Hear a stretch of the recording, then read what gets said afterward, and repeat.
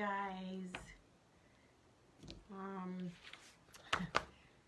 Going live tonight to talk because it is mystery quilt season. So we're gonna wait a minute and see if anybody pipes on, and if not, soon I will just start talking.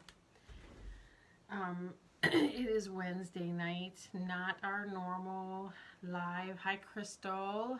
Hi, Ashley.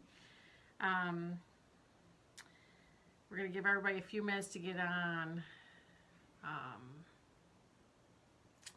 It's mystery quilt season. Hi, Trish. For those of you watching, I mention this pretty frequently in my videos that there's a quilter that I follow. Her name is Bonnie Hunter. Every year she puts out a mystery quilt. And you did make a live, Ashley. Thanks. It's kind of impromptu, kind of a surprise, just decided to do it.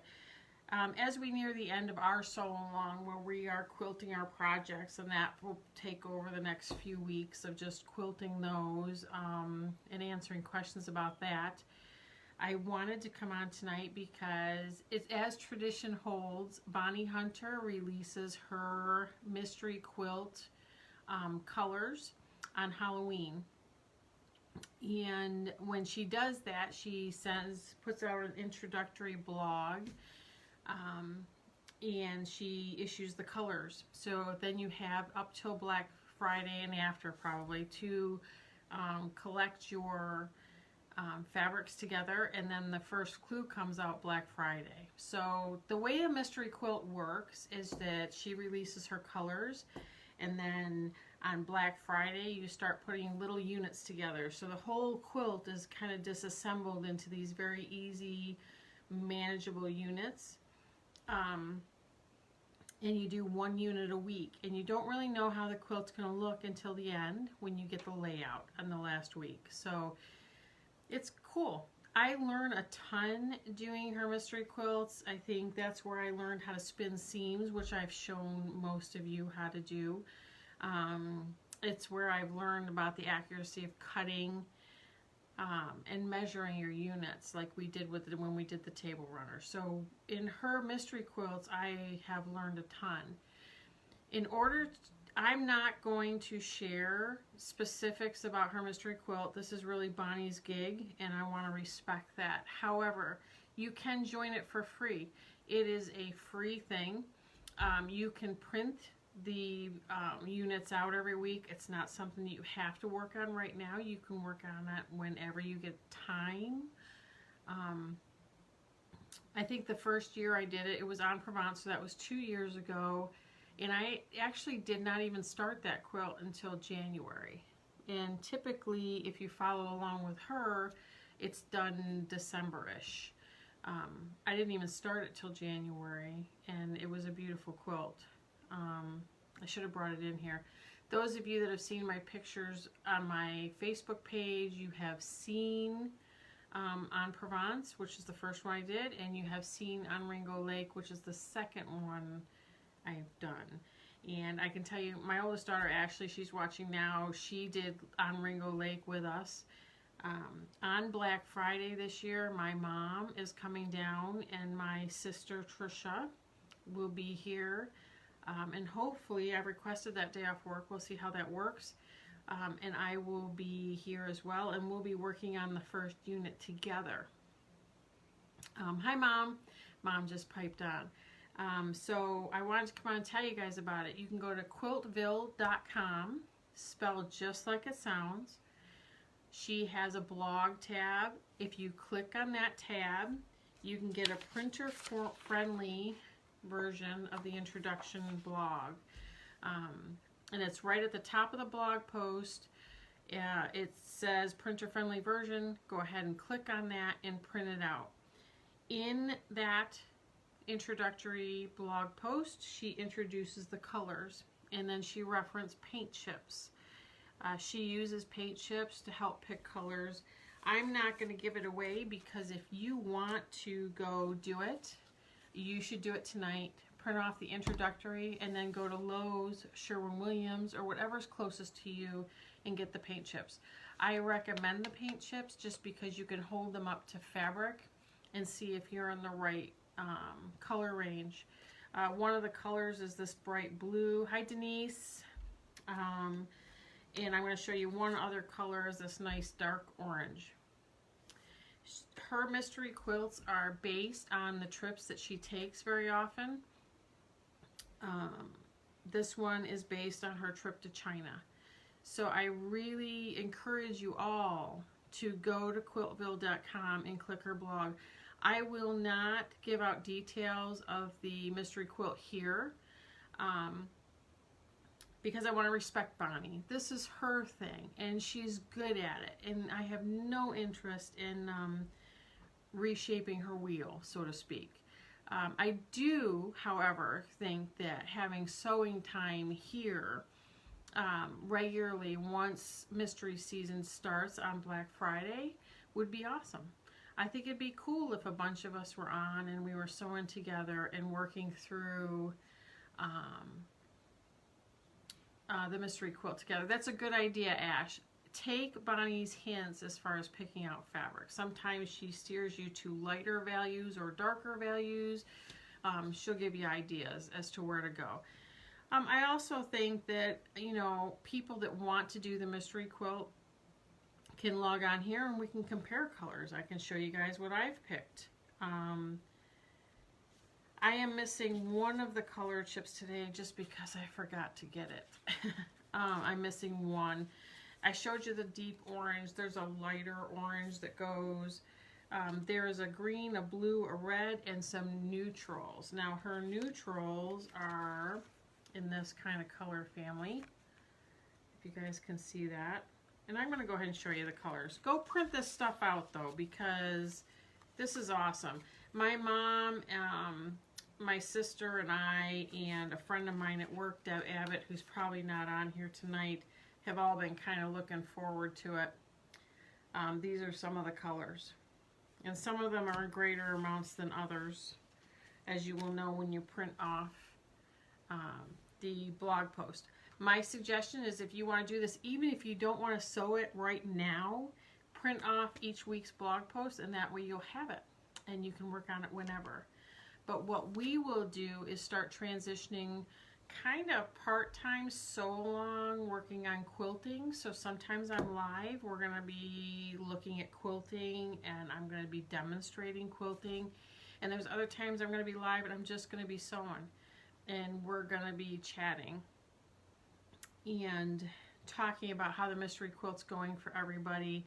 I will not reference amounts of units to be made or exactly the measurements of the units. Like I said, that is all Bonnie's thing and it's all free to you, so there's no reason for me to do that. But we can kind of work through the tips and tricks together, and we can definitely help each other in this forum. I learn, yes, Mom, like en Provence. Mom, you still need to do your en Provence, so there you go. We can work through all that together. I learn a ton in every mystery quilt I do. I made mistakes in On Ringo Lake, which is the one that we made last year. And I've learned a lot from that. I did not go back and fix those mistakes, but I definitely have learned a lot about lots of fabrics coming together in one place and some ways to deal with that. Bonnie's great at teaching, so it'll be a good experience. And I believe the quilt generally finishes around the new year. I think it's that or early January. I don't recall now because it just all muddies together. And sometimes I do not get all the units done in 1 week, and it depends on how life goes. But I do print out everything every week. Once the mystery quilt is done, maybe it's February, because I read today that it goes off her blog in February and will go up as a digital pattern in February. So it's free all the way up to that point, and then after that point you would have to buy it as a digital pattern. So this is really a cool service that she does. She looks forward to this every year. I recommend it to anybody I'm teaching how to quilt because you can just learn so many things from her. And we will work on it together, I guess. I was excited today like a little kid waiting for the colors to come out. Matter of fact, I was on my way back from a meeting I had in Waterloo, and I heard the notification come across my phone that her email had come out. You can sign up for email updates for the mystery quilt, and I actually pulled over to look at the email to see what the colors were, and then I headed back on to the office. So Crystal, I don't think it's too much for a beginner. When I did En Provence, that kicked off my whole quilting thing, and that was 2 years ago.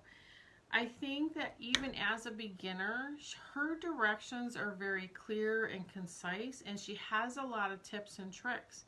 And you end up with this beautiful quilt that you never believed in a million years that you would have been able to put together. That's how I felt about En Provence. Maybe when I go live this Sunday, I'll bring En Provence and On Ringo Lake in here, and we'll hold it up in front of the camera so you guys can see. I have only been doing this quilting thing for as long as I've been doing the mystery quilts, and I only have 2 of them. So that's 2 years, just over 2 years. And doing the mystery quilt caused me to have a love for this art. And I absolutely enjoy it, and I sew every evening. Matter of fact, if you could see a wider version of my sewing room, it is not the clean sewing room that you guys are used to seeing on Sunday. It's a mess right now because we're on Wednesday, and I'm working on a million different projects. And I'm constantly thinking about the show, the Purple Painted Lady show that I'm going to be doing next year with Deb, my friend. And so this year I was working on some Halloween kind of things, blocks to put together. And yeah, thanks, Mom. My mom is the one that suggested that we do the mystery quilt together on Provence.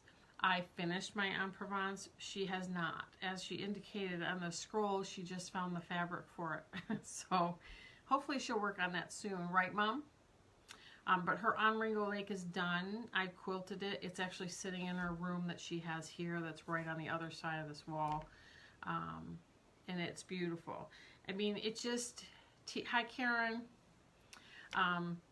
The mystery quilt just teaches you a ton, and I recommend it for all skill levels. And honestly, if you get stuck, that's what we're going to do here. So the lives here, some will be scheduled, some will be surprise lives. I get more in the mood lately, and I'm not sure why to be on here sewing with everybody. I feel lonely in my sewing room maybe sometimes, and I want the community. But we can help each other here. And a lot of times if you post questions here, other people that are watching can answer them, even if I'm not paying attention and I'm sewing. So I think that it would be really cool if we all did it as a group, and then maybe, since most of us are local, maybe we all get together and take a picture with all of our finished mystery quilts and send it to Bonnie. She would be thrilled to death. So during mystery quilt season, we'll start interspersing it here. The name of the quilt is called Good Fortune. The first blog post, I just printed it to make sure it goes into my patterns, is here. You guys can go to quiltbuild.com and print off the blog post as well. You can then work on getting your stack of paint chips together and start looking at your fabrics and kind of set them aside and kind of think about it intermittently, because the first clue does not come out until Black Friday. Some people like to shop on Black Friday. Not me. I want to be doing the first clue of the mystery quilt, and then the clues come out every Friday after that.